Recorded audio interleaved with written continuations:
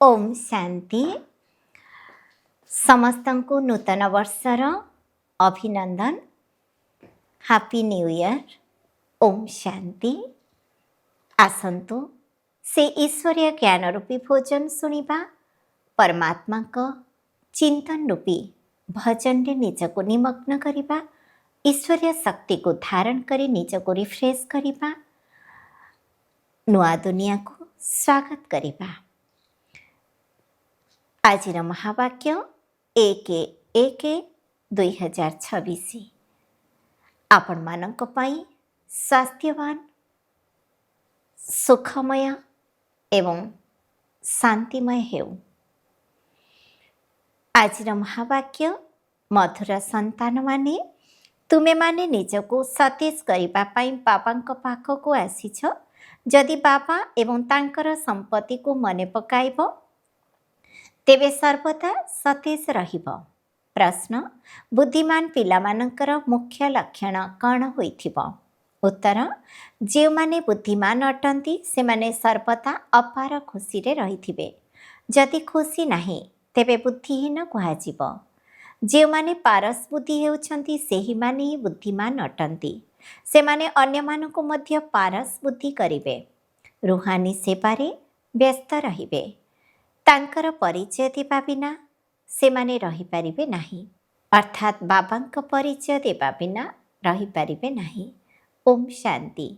बाबा बुझाउछंती तो एही दादा मध्य बुझाउछंती, कारण बाबा आसी दादांक शरीर माध्यम रे बुझाउछंती। जेपरी तुमे माने एही ज्ञान को बुझुछ सेपरी दादा मध्य बुझुछंती। दादांकु भगवान कुहाजिब नाही, एहा हेला भगवानुवाच। बाबा मुख्य कथा बुझाउछंती, देही अभिमानी हुआ। एक कथा काहेकि कहउछंती? काहेकि ना निजको आत्मा निश्चय करिले आमे पतितरु पावन होइजिबा। एही ज्ञान बुद्धि रे अछि। एक कथा समस्तंकु बुझाइबाकु हेबो। निजको पतित भाबी समस्ते डाकुछंती। नुआ दुनिया निश्चित भावरे पवित्र दुनिया होइथिबो एवं सेही नुआ दुनियार निर्माता बा स्थापक हेले एकमात्र शिव बाबा। तांकु ही पतित पावन बाबा कही समस्ते डाकी थांती। पतित पावन कहिबा सहित तांकु पिता मध्य कहउछंती। तांकु आत्मा ही डाकुछि, शरीर नुहे। आम आत्मार पिता पारलौकिक अटंती एवं से ही पतित पावन अटंती। एक कथा को तो भल भावरे मने रखिबा दरकार। एहा नुआ दुनिया ना पुराना दुनिया एक कथा तो बुझी पारुछ ना? एभली बुद्धिहीन मध्य अछंती जे कि भाबुछंती आमे बहुत सुखरे अछु, आमे तो जेपरी स्वर्गरे अछु। किंतु एक कथा मध्य बुझिबा दरकार जे कलिजुग को केबे स्वर्ग कुहा जाई पारिबो नाही। एहार नाम ही हेउची कलिजुग, पुराना पतित दुनिया। एथिरे अंतर रहिछि ना? किछि मनुष्य मानक बुद्धि रे एतिकी कथा मध्य रहु नाही। दुनियार अवस्था बिल्कुल जीर्ण शीर्ण होई जाइछि। जदि पिला माने पाठ न पढ़ंती तेबे कहिथांती ना, तुमे तो पत्थर बुद्धि अट। बाबा मध्य चिट्ठी लेखंती, तुमर ग्रामवासी माने तो बिल्कुल पत्थर बुद्धि अटंती। किछि बुझी पारु नाहंती, कारण अन्य मानकु बुझाउ नाहंती। जदि निजे पारस बुद्धि हेउछ तेबे अन्य मानकु मध्य सेहीपरि करिबा दरकार। एही पुरुषार्थ करिबा दरकार। एथिरे लज्जा करिबार तो किछि कथा नाही। किंतु मनुष्य मानक बुद्धि रे अधा कल्परु ओलोटा ज्ञान रही आछिसी, जहा कि भूली पारु नाहंती। ताहा किपरि भुलाइबे? भुलाइबार शक्ति तो केवल बाबांक पाखरे ही अछि। बाबांक बिना ही ज्ञान केही देई पारिबे नाही। अर्थात समस्ते अज्ञानी अटंती। जे पर्यंत ज्ञानर सागर बाबा आसी ज्ञान न शुणाउछंती, सेमानंक पाखरे ज्ञान केउठी आसीबो? तमो प्रधान अर्थात अज्ञानी दुनिया, सतो प्रधान अर्थात दैवी दुनिया। एथिरे फरक तो अछि ना? देवी देवता माने ही पुनर्जन्म नेछंती। समय मध्य परिवर्तन हेउछि, बुद्धि मध्य शक्तिहीन होई चलिछि। बुद्धिर जोग बाबांक सहित लगाइले जे शक्ति मिलिब सेतिरे ताहा पुणी समाप्त होइजिब। एबे तुम मानकु बाबा बुझाउछंती, तेणु तुमे माने केते शक्तिशाली होई जाउछ। तुमे माने सतेज थिल एवं विश्राम रे मध्य थिल। बाबा मध्य चिट्ठी लेखुछंती, पिला माने एठाकु अर्थात मधुबन को आसी रिफ्रेश हेबा सहित किछि दिन विश्राम करिनियो। रिफ्रेश हेबा परे तुमे माने सत्यजुग विश्रामपुरी को जाउछ। ସେଠାରେ ତୁମକୁ ବହୁତ ବିଶ୍ରାମ ମିଳିଥାଏ। ସେଠାରେ ସୁଖ, ଶାନ୍ତି, ସମ୍ପତ୍ତି ଆଦି ସବୁ ମିଳିଥାଏ। ତେବେ ବାବାଙ୍କ ପାଖକୁ ରିଫ୍ରେଶ୍ ହେବା ପାଇଁ, ବିଶ୍ରାମ ପାଇବା ପାଇଁ ଆସୁଛନ୍ତି। ରିଫ୍ରେଶ୍ ମଧ୍ୟ ଶିବ ବାବା କରୁଛନ୍ତି ଏବଂ ବିଶ୍ରାମ ମଧ୍ୟ ବାବାଙ୍କ ପାଖରେ ନେଉଛ। ବିଶ୍ରାମ ଅର୍ଥାତ୍ ଶାନ୍ତି। କେହି ଥକିଗଲେ ବିଶ୍ରାମ ନେଇଥାନ୍ତି ନା? ଯେପରି ଦୁନିଆରେ ମଧ୍ୟ କିଏ କେଉଁଠାକୁ ବିଶ୍ରାମ ନେବା ପାଇଁ ଯାଇଥାନ୍ତି, କିନ୍ତୁ ସେଥିରେ ତ ରିଫ୍ରେଶମେଣ୍ଟ ହେବାର କିଛି କଥା ହିଁ ନାହିଁ। ଏଠାରେ ତୁମମାନଙ୍କୁ ବାବା ପ୍ରତିଦିନ ଜ୍ଞାନ ବୁଝାଉଛନ୍ତି, ତେଣୁ ତୁମେମାନେ ରିଫ୍ରେଶ୍ ହୋଇଯାଉଛ। ଯୋଗ ବଳ ଦ୍ୱାରା ତୁମେ ତମ ପ୍ରଧାନରୁ ସତୋ ପ୍ରଧାନ ହେଉଛ। ସତୋ ପ୍ରଧାନ ହେବା ପାଇଁ ତୁମେମାନେ ଏଠାକୁ ଆସୁଛ। ସେଥିପାଇଁ ପୁରୁଷାର୍ଥ କ'ଣ? ମିଠା ମିଠା ସନ୍ତାନମାନେ ବାବାଙ୍କୁ ମନେ ପକାଅ। ବାବା ତ ସବୁ ଶିକ୍ଷା ଦେଉଛନ୍ତି। ଏହି ସୃଷ୍ଟିଚକ୍ର କିପରି ଘୁରୁଛି, ତୁମକୁ ବିଶ୍ରାମ କିପରି ମିଳୁଛି, ଏକଥା କେହି ବି ଜାଣିନାହାନ୍ତି। ତେଣୁ ସେମାନଙ୍କୁ ମଧ୍ୟ ବୁଝାଇବା ଦରକାର, ଯେପରି ସେମାନେ ମଧ୍ୟ ତୁମମାନଙ୍କ ଭଳି ରିଫ୍ରେଶ୍ ହୋଇଯିବେ। ତୁମମାନଙ୍କର କର୍ତ୍ତବ୍ୟ ହେଲା ସମସ୍ତଙ୍କୁ ସନ୍ଦେଶ ଦେବା, ସମସ୍ତଙ୍କୁ ଅବିନାଶୀ ସତେଜ ହେବାର ଅଛି, ଅବିନାଶୀ ବିଶ୍ରାମ ପାଇବାର ଅଛି। ତେଣୁ ସମସ୍ତଙ୍କୁ ଏହି ସନ୍ଦେଶ ଦିଅ। ଏହି କଥା ମନେ ପକାଇ ଦିଅ ଯେ ବାବାଙ୍କୁ ଏବଂ ତାଙ୍କ ସମ୍ପତ୍ତିକୁ ମନେ ପକାଅ। କଥା ତ ବହୁତ ସହଜ। ବେହଦର ବାବା ସ୍ୱର୍ଗ ରଚନା କରୁଛନ୍ତି, ସ୍ୱର୍ଗର ବର୍ଷା ଦେଉଛନ୍ତି। ଏବେ ତୁମେମାନେ ସଙ୍ଗମ ଯୁଗରେ ଅଛ। ମାୟାର ଅଭିଶାପ ଏବଂ ବାବାଙ୍କର ବର୍ଷାକୁ ତୁମେମାନେ ଜାଣିଛ। ଯେତେବେଳେ ମାୟା ରାବଣର ଅଭିଶାପ ମିଳିଯାଏ, ସେତେବେଳେ ପବିତ୍ରତା, ସୁଖ, ଶାନ୍ତି, ସମ୍ପତ୍ତି ସବୁକିଛି ସମାପ୍ତ ହୋଇଯାଏ। କିପରି ଧୀରେ ଧୀରେ ସମାପ୍ତ ହୋଇଯାଏ, କେତେ ଜନ୍ମ ଲାଗିଥାଏ, ତାହା ମଧ୍ୟ ବାବା ବୁଝାଉଛନ୍ତି। ଦୁଃଖଧାମରେ କ'ଣ ବିଶ୍ରାମ ମିଳିପାରିବ? ସୁଖଧାମରେ ବିଶ୍ରାମ ହିଁ ବିଶ୍ରାମ ମିଳିଥାଏ। ମନୁଷ୍ୟକୁ ଭକ୍ତି ମାର୍ଗ କେତେ ଥକାଇ ଦେଇଥାଏ। ଜନ୍ମ ଜନ୍ମାନ୍ତରର ଭକ୍ତି କରି କରି ସମସ୍ତେ ଥକି ଯାଇଛନ୍ତି, ଏକଦମ କଙ୍ଗାଳ କରିଦେଇଛି। ଏକଥା ମଧ୍ୟ ଏବେ ତୁମମାନଙ୍କୁ ବାବା ବୁଝାଉଛନ୍ତି। ନୂଆ ନୂଆମାନେ ଆସିଲେ ତାଙ୍କୁ କେତେ ବୁଝାଇବାକୁ ପଡ଼ୁଛି। ପ୍ରତ୍ୟେକ କଥା ଉପରେ ମନୁଷ୍ୟ ବହୁତ ବିଚାର କରିଥାନ୍ତି, ଭାବିଥାନ୍ତି ଏହା ଯାଦୁ ନୁହେଁ ତ? ଆରେ ତୁମେ ତ ଭଗବାନଙ୍କୁ ଯାଦୁଗର ବୋଲି କହୁଛ। ତେବେ ମୁଁ ମଧ୍ୟ କହୁଛି ଯେ ମୁଁ ଯାଦୁଗର ଅଟେ, କିନ୍ତୁ ଏହା ସେହି ଯାଦୁ ନୁହେଁ ଯେଉଁଥିରେ ଛେଳି ମେଣ୍ଢା କରିଦିଅନ୍ତି। ତୁମେ ଜୀବଜନ୍ତୁ ତ ନୁହେଁ ନା? ଏହିସବୁ କଥା ବୁଦ୍ଧି ଦ୍ୱାରା ବୁଝିବାକୁ ପଡ଼ିଥାଏ। ଗାୟନ ମଧ୍ୟ ଅଛି, ସୁରମଣ୍ଡଳ କେ ସାଥ ସେ, ଅର୍ଥାତ୍ ଦେବଲୋକର ସଙ୍ଗୀତକୁ ଛେଳି ମେଣ୍ଢା କ'ଣ ବୁଝିବେ ଯେ? ବର୍ତ୍ତମାନ ମନୁଷ୍ୟ ଯେପରି ଛେଳି ମେଣ୍ଢା ସଦୃଶ ହୋଇଯାଇଛନ୍ତି, ଅର୍ଥାତ୍ ବୁଦ୍ଧିହୀନ ହୋଇଯାଇଛନ୍ତି। ଏହି କଥା ବର୍ତ୍ତମାନ ସମୟ ପାଇଁ ହିଁ କୁହାଯାଇଛି। ସତ୍ୟଯୁଗରେ ଏଭଳି ଗାୟନ କରନ୍ତି ନାହିଁ। ଏହା ଏହି ସମୟରେ ହିଁ ଗାୟନ ଅଟେ। ଚଣ୍ଡିକା ଦେବୀଙ୍କର କେତେ ମେଳା ଲାଗୁଛି। ସେମାନଙ୍କୁ ପଚାର ଇଏ କିଏ? ତେବେ କହିବେ ଦେବୀ। ତେବେ ଏଭଳି ନାମ ତ ସତ୍ୟଯୁଗରେ ନଥାଏ। ସତ୍ୟଯୁଗରେ ତ ସମସ୍ତଙ୍କର ଶୁଭ ନାମ ହିଁ ଥାଏ।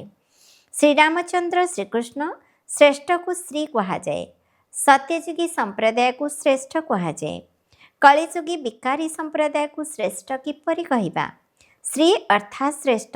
ବର୍ତ୍ତମାନର ମନୁଷ୍ୟ ତ ଶ୍ରେଷ୍ଠ ନୁହେଁ। ଗାୟନ ମଧ୍ୟ ଅଛି ମନୁଷ୍ୟରୁ ଦେବତା, ପୁଣି ଦେବତାରୁ ମନୁଷ୍ୟ ହୋଇଥାନ୍ତି, କାହିଁକି ନା ପାଞ୍ଚ ବିକାରର ବଶୀଭୂତ ହୋଇଥାନ୍ତି। ରାବଣ ରାଜ୍ୟରେ ସମସ୍ତେ ମନୁଷ୍ୟ ହିଁ ଅଟନ୍ତି ନା? କିନ୍ତୁ ସେଠାରେ ତ ଦେବତାମାନେ ଥାଆନ୍ତି। ତାହାକୁ ଦୈବୀ ଦୁନିଆ ଏବଂ ଏହାକୁ ମନୁଷ୍ୟମାନଙ୍କର ଦୁନିଆ କୁହାଯାଏ। ଦୈବୀ ଦୁନିଆକୁ ଦିନ କୁହାଯାଏ, ମନୁଷ୍ୟମାନଙ୍କର ଦୁନିଆକୁ ରାତି କୁହାଯାଏ। ଦିନ ଅର୍ଥାତ୍ ଆଲୋକ, ରାତ୍ରି ଅଜ୍ଞାନ ଅନ୍ଧକାରକୁ କୁହାଯାଏ। ଏହି ପାର୍ଥକ୍ୟକୁ ତୁମେମାନେ ହିଁ ଜାଣିଛ। ତୁମେମାନେ ଏବେ ଜାଣୁଛ ଯେ ପୂର୍ବରୁ ଆମେ କିଛି ବି ଜାଣିନଥିଲୁ। ଏବେ ଏହିସବୁ କଥା ତୁମମାନଙ୍କ ବୁଦ୍ଧିରେ ଅଛି। ଯଦି ଋଷିମୁନିମାନଙ୍କୁ ପଚାରୁଥିଲେ ଆପଣ ରଚୟିତା ଏବଂ ରଚନାର ଆଦି ମଧ୍ୟ ଅନ୍ତର ରହସ୍ୟକୁ ଜାଣିଛନ୍ତି, ତେବେ ସେମାନେ ମଧ୍ୟ ନେତି ନେତି କହୁଥିଲେ, ଅର୍ଥାତ୍ ଆମେ ଜାଣିନାହୁଁ। ଏବେ ତୁମେମାନେ ଜାଣୁଛ ଯେ ଆମେମାନେ ମଧ୍ୟ ପୂର୍ବରୁ ନାସ୍ତିକ ଥିଲୁ, ବେହଦର ବାବାଙ୍କୁ ଜାଣିନଥିଲୁ। ସେ ହେଉଛନ୍ତି ପ୍ରକୃତରେ ଅବିନାଶୀ ବାବା, ଆତ୍ମାମାନଙ୍କର ବାବା। ତୁମେ ପିଲାମାନେ ଜାଣିଛ ଆମେ ସମସ୍ତେ ସେହି ଅବିନାଶୀ ପିତାଙ୍କର ସନ୍ତାନ, ଯିଏକି କେବେ ଭସ୍ମ ହୁଅନ୍ତି ନାହିଁ। ଏଠାରେ ତ ସମସ୍ତେ ନିଜେ ଜଳିଥାନ୍ତି ଏବଂ ରାବଣକୁ ମଧ୍ୟ ଜଳାଇଥାନ୍ତି। ଶରୀର ଅଟେ ନା, କିନ୍ତୁ ଆତ୍ମାକୁ ତ କେବେ ବି କେହି ଜଳାଇ ପାରିବେ ନାହିଁ। ତେବେ ପିଲାମାନଙ୍କୁ ବାବା ଏହି ଗୁପ୍ତ ଜ୍ଞାନ ଶୁଣାଉଛନ୍ତି, ଯାହାକି ବାବାଙ୍କ ପାଖରେ ହିଁ ଅଛି। ଏହି ଗୁପ୍ତ ଜ୍ଞାନ ଆତ୍ମା ଭିତରେ ଅଛି। ଆତ୍ମା ମଧ୍ୟ ଗୁପ୍ତ ଅଟେ। ଆତ୍ମା ହିଁ ମୁଖ ଦ୍ୱାରା କହିଥାଏ। ସେଥିପାଇଁ ବାବା କହୁଛନ୍ତି, ପିଲାମାନେ ଦେହ ଅଭିମାନୀ ହୁଅ ନାହିଁ, ଆତ୍ମ ଅଭିମାନୀ ହୁଅ। ନଚେତ୍ ଯେପରି ଓଲଟା ହୋଇଯାଉଛ, ନିଜକୁ ଆତ୍ମା ନିଶ୍ଚୟ କରିବା ଭୁଲି ଯାଉଛ। ଡ୍ରାମାର ରହସ୍ୟକୁ ମଧ୍ୟ ଭଲ ଭାବରେ ବୁଝିବାକୁ ହେବ। ଡ୍ରାମାରେ ଯାହା କିଛି ନିର୍ଦ୍ଧାର୍ଯ୍ୟ ଅଛି ତାହା ଅବିକଳ ପୁନରାବୃତ୍ତି ହେଉଛି। ଏକଥା କାହାକୁ ବି ଜଣା ନାହିଁ। ଡ୍ରାମା ଅନୁସାରେ ପ୍ରତି ମୁହୂର୍ତ୍ତରେ ସୃଷ୍ଟିଚକ୍ର କିପରି ଘୁରି ଚାଲିଛି, ଏହି ଜ୍ଞାନ ମଧ୍ୟ ତୁମମାନଙ୍କ ବୁଦ୍ଧିରେ ଅଛି। ଆକାଶର ଅନ୍ତ କେହି ପାଇପାରିବେ ନାହିଁ, କିନ୍ତୁ ପୃଥିବୀର ଅନ୍ତ ପାଇପାରିବେ, କାରଣ ଆକାଶ ସୂକ୍ଷ୍ମ ଅଟେ, ପୃଥିବୀ ତ ସ୍ଥୂଳ। ଏଭଳି କେତେକ ଜିନିଷ ଅଛି ଯାହାର ଅନ୍ତ କେହି ବି ପାଇପାରିବେ ନାହିଁ। ଯେବେ କି କହୁଛନ୍ତି ଆକାଶ ହିଁ ଆକାଶ, ପାତାଳ ହିଁ ପାତାଳ ଅଟେ। ଶାସ୍ତ୍ରରୁ ଶୁଣିଛନ୍ତି ନା, ତେଣୁ ଉପରକୁ ଯାଇ ଦେଖୁଛନ୍ତି। ସେଠାରେ ଅର୍ଥାତ୍ ଆକାଶରେ ମଧ୍ୟ ଦୁନିଆ ତିଆରି କରିବା ପାଇଁ ଚେଷ୍ଟା କରୁଛନ୍ତି। ଦୁନିଆ ତ ବହୁତ ତିଆରି କରିଛନ୍ତି। ଭାରତରେ କେବଳ ଗୋଟିଏ ଦେବୀ ଦେବତା ଧର୍ମ ଥିଲା, ଆଉ କୌଣସି ଦେଶ ନଥିଲା। ଏବେ ପୁଣି କେତେ ଦେଶ ତିଆରି କରିଛନ୍ତି। ତୁମେମାନେ ବିଚାର କର, ଭାରତରେ ମଧ୍ୟ କେତେ ଛୋଟ ଅଂଶରେ ଦେବତାମାନେ ଥିଲେ। ଯମୁନାର କୂଳ ଥିଲା। ଏହି ଦିଲ୍ଲୀ ପରିସ୍ଥାନ ଥିଲା। କଳିଯୁଗକୁ କବରସ୍ଥାନ କୁହାଯାଉଛି, ଯେଉଁଠି ଅକାଳ ମୃତ୍ୟୁ ହୋଇ ଚାଲିଛି। ଅମର ଲୋକକୁ ପରିସ୍ଥାନ କୁହାଯାଏ। ସେଠାରେ ବହୁତ ପ୍ରାକୃତିକ ସୌନ୍ଦର୍ଯ୍ୟ ରହିଥାଏ। ଭାରତକୁ ବାସ୍ତବରେ ପରିସ୍ଥାନ କୁହାଯାଉଥିଲା। ଏହି ଲକ୍ଷ୍ମୀ ନାରାୟଣ ସେ ପରିସ୍ଥାନର ମାଲିକ ଥିଲେ ନା? ସେମାନେ କେତେ ଶୋଭନୀୟ ଥିଲେ, କାରଣ ସତୋପ୍ରଧାନ ଥିଲେ ନା? ସେଠାରେ ପ୍ରାକୃତିକ ସୌନ୍ଦର୍ଯ୍ୟ ଥିଲା। ଆତ୍ମା ମଧ୍ୟ ଚମକୁଥାଏ। ପିଲାମାନଙ୍କୁ ସାକ୍ଷାତକାର କରାଯାଇଥିଲା ଯେ ଶ୍ରୀକୃଷ୍ଣଙ୍କର ଜନ୍ମ କିପରି ହେଉଛି। ସାରା ଗୃହ ଯେପରି ଆଲୋକିତ ହୋଇଯାଇଥାଏ। ତେବେ ବାବା ପିଲାମାନଙ୍କୁ ବୁଝାଉଛନ୍ତି, ବର୍ତ୍ତମାନ ତୁମେମାନେ ପରିସ୍ଥାନକୁ ଯିବା ପାଇଁ ପୁରୁଷାର୍ଥ କରୁଛ। କ୍ରମାନୁସାରେ ପଦ ନିଶ୍ଚିତ ରହିଛି, କାରଣ ସମସ୍ତେ ତ ସମାନ ହୋଇପାରିବେ ନାହିଁ। ଏହା ନିଶ୍ଚିତ ବିଚାରଯୋଗ୍ୟ ଯେ ଏତେ ଛୋଟ ଆତ୍ମା କେତେ ବଡ଼ ପାଠ କରୁଛି। ଶରୀରରୁ ଆତ୍ମା ବାହାରିଗଲେ ଶରୀରର ଅବସ୍ଥା କ'ଣ ହେଉଛି? ସାରା ଦୁନିଆର ଆତ୍ମାରୂପୀ ଅଭିନେତାମାନେ ସେହି ପାଠ କରୁଛନ୍ତି, ଯାହାକି ଅନାଦି କାଳରୁ ନିର୍ଦ୍ଧାର୍ଯ୍ୟ ରହିଛି। ଏହି ସୃଷ୍ଟି ମଧ୍ୟ ଅନାଦି, ଏଥିରେ ପ୍ରତ୍ୟେକଙ୍କର ପାଠ ମଧ୍ୟ ଅନାଦି।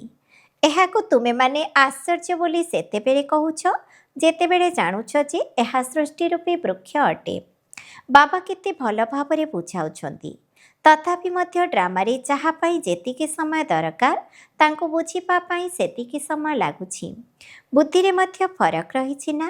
ଆତ୍ମା ମନ ବୁଦ୍ଧି ସହିତ ଅଛି ନା? ତେଣୁ କେତେ ଫରକ ରହିଛି। ପିଲାମାନଙ୍କୁ ଜଣାପଡ଼ୁଛି ଯେ ଆମକୁ ସ୍କଲାରସିପ୍ ନେବାର ଅଛି, ତେଣୁ ମନ ଭିତରେ ଖୁସି ରହୁଛି ନା? ଏଠାରେ ମଧ୍ୟ ଭିତରକୁ ଆସିବା ମାତ୍ରେ ଲକ୍ଷ୍ୟ ଉଦ୍ଦେଶ୍ୟକୁ ସମ୍ମୁଖରେ ଦେଖିବାକୁ ମିଳିଥାଏ, ତେଣୁ ନିଶ୍ଚିତ ଖୁସି ଲାଗିଥାଏ। ଏବେ ତୁମେମାନେ ଜାଣୁଛ ଯେ ଏହିପରି ହେବା ପାଇଁ ଆମେ ଏଠାକୁ ପାଠ ପଢ଼ିବାକୁ ଆସିଛୁ, ନଚେତ୍ କେବେ କେହି ଆସିବେ ନାହିଁ। ଏହା ହେଲା ଆମର ଲକ୍ଷ୍ୟ ଏବଂ ଉଦ୍ଦେଶ୍ୟ। ଏଭଳି କୌଣସି ସ୍କୁଲ କେଉଁଠି ବି ନଥିବ, ଯେଉଁଠି ପରବର୍ତ୍ତୀ ଜନ୍ମର ଲକ୍ଷ୍ୟ ଏବଂ ଉଦ୍ଦେଶ୍ୟକୁ ଦେଖିପାରିବେ। ତୁମେମାନେ ଦେଖୁଛ, ଏମାନେ ସ୍ୱର୍ଗର ମାଲିକ ଅଟନ୍ତି। ଆମେ ହିଁ ଏହିଭଳି ହେବାକୁ ଯାଉଛୁ। ଆମେ ଏବେ ସଙ୍ଗମ ଯୁଗରେ ଅଛୁ। ଆମେ ନା ସେହି ସତ୍ୟ ଯୁଗର ରାଜତ୍ୱରେ ଅଛୁ, ନା ଏହି କଳିଯୁଗୀ ରାଜତ୍ୱରେ ଅଛୁ। ଆମେ ମଝିରେ ଅଛୁ ଏବଂ ସେହି ରାଜତ୍ୱକୁ ଯାଉଛୁ। ପାରିକଲାବାଲା ନାଉରୀ ମଧ୍ୟ ନିରାକାର ଅଟନ୍ତି। ନୌକା ଅର୍ଥାତ୍ ଆତ୍ମା ମଧ୍ୟ ନିରାକାର। ନାଉରୀ ଆତ୍ମାରୂପୀ ନୌକାକୁ ପରମ ଧାମକୁ ଟାଣି ନେଉଛନ୍ତି। ନିରାକାର ବାବା ନିରାକାର ପିଲାମାନଙ୍କୁ ଘରକୁ ନେଇଯାଇଥାନ୍ତି। ତେବେ ବାବା ହିଁ ପିଲାମାନଙ୍କୁ ସାଥିରେ ନେଇଯିବେ। ଏହି ଚକ୍ର ସମ୍ପୂର୍ଣ୍ଣ ହେବାକୁ ଯାଉଛି। ପୁଣି ଅବିକଳ ପୁନରାବୃତ୍ତି ହେବ। ଗୋଟିଏ ଶରୀର ଛାଡ଼ି ଅନ୍ୟ ଏକ ଶରୀର ନେବା, ଛୋଟ ହୋଇ ପୁଣି ବଡ଼ ହେବ। ଯେପରି ଆମ୍ବ ଟାକୁଆକୁ ମାଟିରେ ପୋତିଲେ ସେଥିରୁ ପୁଣି ଆମ୍ବ ଗଛ ହିଁ ବାହାରିଥାଏ। ତାହା ହେଲା ଜଡ଼ ବୃକ୍ଷ। ଏହା ମନୁଷ୍ୟ ସୃଷ୍ଟି ରୂପୀ ବୃକ୍ଷ। ଏହାକୁ ବିଭିନ୍ନ ଧର୍ମର ବୃକ୍ଷ କୁହାଯାଏ। ସତ୍ୟଯୁଗରୁ ଆରମ୍ଭ କରି କଳିଯୁଗ ପର୍ଯ୍ୟନ୍ତ ସମସ୍ତେ ପାଠ କରି ଚାଲିଛନ୍ତି। ଅବିନାଶୀ ଆତ୍ମା 84 ଜନ୍ମର ପାଠ କରିଥାଏ।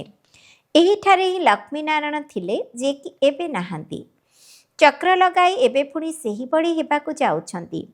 ପ୍ରଥମେ ଇଏ ଲକ୍ଷ୍ମୀନାରାୟଣ ଥିଲେ, ପୁଣି ଏହି ଅନ୍ତିମ ଜନ୍ମରେ ବ୍ରହ୍ମା ସରସ୍ୱତୀ ଅଟନ୍ତି। ଏବେ ସମସ୍ତଙ୍କୁ ଘରକୁ ନିଶ୍ଚିତ ଫେରିବାକୁ ହେବ। ସ୍ୱର୍ଗରେ ତ ଏତେ ମନୁଷ୍ୟ ନଥିଲେ, ନା ଇସଲାମୀ ନା ବୌଦ୍ଧୀ, କେବଳ ଦେବୀ ଦେବତାମାନଙ୍କୁ ଛାଡ଼ି ଅନ୍ୟ କୌଣସି ଧର୍ମର ଆତ୍ମା ସେଠାରେ ନଥିଲେ। ଏହି ଜ୍ଞାନ ମଧ୍ୟ କାହା ଭିତରେ ନାହିଁ। ବୁଦ୍ଧିମାନମାନଙ୍କୁ ଉପାଧି ମିଳିବା ଦରକାର ନା। ଯିଏ ଯେତେ ପାଠ ପଢ଼ିଥାଏ ପୁରୁଷାର୍ଥର କ୍ରମ ଅନୁସାରେ ପଦବୀ ପାଇଥାଏ।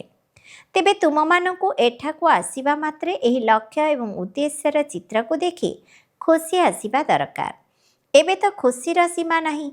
ପାଠଶାଳା ବା ସ୍କୁଲ ଏହିଭଳି ହେବା ଦରକାର। କେତେ ଗୁପ୍ତ କିନ୍ତୁ ଗୁରୁତ୍ୱପୂର୍ଣ୍ଣ ପାଠଶାଳା ଅଟେ। ଯେତେ ବଡ଼ ପାଠପଢ଼ା ସେତେ ବଡ଼ କଲେଜ। ସେଠାରେ ସବୁ ପ୍ରକାରର ସୁବିଧା ମିଳିଥାଏ। ଆତ୍ମାକୁ ପାଠ ପଢ଼ିବାକୁ ପଡ଼ିଥାଏ। ପରେ ସୁନା ସିଂହାସନରେ ବସୁ ବା କାଠ ସିଂହାସନରେ ବସୁ। ପିଲାମାନଙ୍କୁ କେତେ ଖୁସି ହେବା ଦରକାର, କାରଣ ଶିବ ଭଗବାନ ୱାଜ ଅଟେ ନା। ପ୍ରଥମ ନମ୍ବରର ଇଏ ବ୍ରହ୍ମା ଅଛନ୍ତି, ବିଶ୍ୱର ରାଜକୁମାର। ପିଲାମାନଙ୍କୁ ଏବେ ଜଣାପଡ଼ିଛି, କଳ୍ପକଳ୍ପ ବାବା ନିଜେ ହିଁ ଆସି ନିଜର ପରିଚୟ ଦେଉଛନ୍ତି। ମୁଁ ଏହାଙ୍କଠାରେ ପ୍ରବେଶ କରି ତୁମମାନଙ୍କୁ ପାଠ ପଢ଼ାଉଛି। ଦେବତାମାନଙ୍କ ଭିତରେ ଏହି ଜ୍ଞାନ କ'ଣ ଥିବ କି? ଜ୍ଞାନ ଦ୍ୱାରା ଦେବତା ହୋଇଗଲେ ଆଉ ପାଠପଢ଼ାର ଆବଶ୍ୟକତା ନାହିଁ। ଏଥିରେ ବୁଝିବା ପାଇଁ ବଡ଼ ବିଶାଳ ବୁଦ୍ଧି ଦରକାର। ଆଚ୍ଛା, ମିଠା ମିଠା ଶିଖିଲ ଦେ ସନ୍ତାନମାନଙ୍କ ପ୍ରତି ମାତା ପିତା ବାପଦାଦାଙ୍କର ମଧୁର ସ୍ନେହ ସମ୍ପନ୍ନ ଶୁଭେଚ୍ଛା ଏବଂ ସୁପ୍ରଭାତ। ଆତ୍ମିକ ପିତାଙ୍କର ଆତ୍ମିକ ସନ୍ତାନମାନଙ୍କୁ ନମସ୍ତେ। ଆମ ଆତ୍ମିକ ସନ୍ତାନମାନଙ୍କର ମଧ୍ୟ ଆତ୍ମିକ ପିତାଙ୍କୁ ନମସ୍ତେ ନମସ୍ତେ ନମସ୍ତେ। ଧାରଣ ପାଇଁ ମୁଖ୍ୟ ସାରାଂଶ 1 ନମ୍ବର, ବୁଦ୍ଧି ଦ୍ୱାରା ଏହି ପତିତ ଦୁନିଆର ସନ୍ନ୍ୟାସ କରି ପୁରୁଣା ଦେହ ଏବଂ ଦେହର ସମ୍ବନ୍ଧୀମାନଙ୍କୁ ଭୁଲି ନିଜର ବୁଦ୍ଧିକୁ ବାବା ଏବଂ ସ୍ୱର୍ଗ ଆଡ଼କୁ ଲଗାଇବାକୁ ହେବ। 2 ନମ୍ବର, ଅବିନାଶୀ ବିଶ୍ରାମର ଅନୁଭବ କରିବା ପାଇଁ ବାବା ଏବଂ ତାଙ୍କର ସମ୍ପତ୍ତିର ସ୍ମୃତିରେ ରହିବାକୁ ହେବ। ସମସ୍ତଙ୍କୁ ବାବାଙ୍କର ସନ୍ଦେଶ ଦେଇ ରିଫ୍ରେଶ ଅର୍ଥାତ୍ ସତେଜ କରିବାକୁ ହେବ। ଆତ୍ମିକ ସେବା କରିବାରେ ଲଜ୍ଜା କରିବାର ନାହିଁ। ବରଦାନ, ସଂଗଠନରେ ଏକମତ ଏବଂ ଏକର ସ୍ଥିତି ଦ୍ୱାରା ସଫଳତା ପ୍ରାପ୍ତ କରୁଥିବା ସଚ୍ଚା ସ୍ନେହୀ ହୁଅ। ସଂଗଠନ ଭିତରେ ଜଣେ ଯଦି କିଛି କହିଲା, ତେବେ ଅନ୍ୟ ଜଣେ ତାକୁ ମାନିନେବା ହିଁ ସଚ୍ଚା ସ୍ନେହର ପ୍ରତିଦାନ। ଏହିଭଳି ସ୍ନେହୀ ପିଲାମାନଙ୍କର ଦୃଷ୍ଟାନ୍ତ ଦେଖି ଅନ୍ୟମାନେ ମଧ୍ୟ ସମ୍ପର୍କରେ ଆସିବା ପାଇଁ ସାହସ କରିବେ। ଏହିଭଳି ସଂଗଠନ ମଧ୍ୟ ସେବାର ସାଧନ ପାଲଟିଯିବ। ଯେଉଁଠାରେ ମାୟା ଦେଖିବ ଯେ ଏମାନଙ୍କର ଏକତା ମଜବୁତ ଅଟେ, ସଂଗଠିତ ଅଟେ, ସେଠାକୁ ଆସିବା ପାଇଁ ସାହସ କରିବ ନାହିଁ। ତେଣୁ ଏକମତ ଏବଂ ଏକର ସ୍ଥିତିର ସଂସ୍କାର ହିଁ ସତ୍ୟଯୁଗରେ ଏକ ରାଜ୍ୟ ସ୍ଥାପନ କରିବ। ସ୍ଲୋଗାନ, କର୍ମ ଏବଂ ଯୋଗର ସନ୍ତୁଳନ ରଖିଲା ବାଲା ହିଁ ସଫଳ ଯୋଗୀ ଅଟନ୍ତି। ସଙ୍ଗମ ଯୋଗୀ ସମସ୍ତ ତୀବ୍ର ପୁରୁଷାର୍ଥୀ ଭାଇ ଭଉଣୀମାନଙ୍କୁ ନୂଆ ଯୁଗ ସହିତ ନୂଆ ବର୍ଷର ବହୁତ ବହୁତ ଶୁଭ ଅଭିନନ୍ଦନ। ନୂତନ ବର୍ଷର ଏହି ପ୍ରଥମ ଜାନୁଆରୀ ମାସ ମିଠା ସାକାର ବାବାଙ୍କର ସ୍ମୃତିର ମାସ ଅଟେ। ଆମେ ସବୁ ବାବାଙ୍କର ସନ୍ତାନମାନେ ଅବ୍ୟକ୍ତ ବତନର ସୂକ୍ଷ୍ମ ଲୀଳାଗୁଡ଼ିକର ଅନୁଭବ କରିବା ପାଇଁ ତଥା ନିଜକୁ ବ୍ରହ୍ମା ବାବାଙ୍କ ସମାନ ସମ୍ପନ୍ନ ବା ସମ୍ପୂର୍ଣ୍ଣ କରିବା ପାଇଁ ସାରା ମାସକ ଯାକ ନିଜର ବନ୍ଧନମୁକ୍ତ ଜୀବନମୁକ୍ତ ସ୍ଥିତି ନିର୍ମାଣ କରିବା ପାଇଁ ମନର ଏବଂ ମୁଖର ମୌନ ରଖିବା ସହିତ ବୁଦ୍ଧି ବଳ ଦ୍ୱାରା ଅବ୍ୟକ୍ତ ବତନରେ ବିଚରଣ କରିବା। ଏହାକୁ ଲକ୍ଷ୍ୟରେ ରଖି ଏହି ମାସର ଅବ୍ୟକ୍ତ ଇଶାରା, ଏହି ଅବ୍ୟକ୍ତ ମାସରେ ବନ୍ଧନମୁକ୍ତ ହୋଇ ଜୀବନମୁକ୍ତ ସ୍ଥିତିର ଅନୁଭବ କର। ବାପଦାଦା ଚାହୁଁଛନ୍ତି ମୋର ପ୍ରତ୍ୟେକ ସନ୍ତାନ ମୁକ୍ତି ଜୀବନ ମୁକ୍ତି ରୂପୀ ସମ୍ପତ୍ତିର ଅଧିକାରୀ ହୋଇଯାଆନ୍ତୁ। ତେଣୁ ବର୍ତ୍ତମାନ ସମୟରେ କରିଥିବା ଅଭ୍ୟାସର ସତ୍ୟଯୁଗରେ ସ୍ୱାଭାବିକ ଜୀବନ ହୋଇଯିବ। କିନ୍ତୁ ସମ୍ପତ୍ତିର ଅଧିକାର କେବଳ ଏବେ ସଙ୍ଗମ ଯୁଗରେ ହିଁ ପ୍ରାପ୍ତ ହେଉଛି। ସେଥିପାଇଁ ଯଦି କୌଣସି ବି ବନ୍ଧନ ତୁମକୁ ଆକର୍ଷିତ କରୁଛି, ତେବେ ତାର କାରଣକୁ ଚିନ୍ତା କର ଏବଂ ତୁରନ୍ତ ନିବାରଣ କର। ଓମ୍ ଶାନ୍ତି।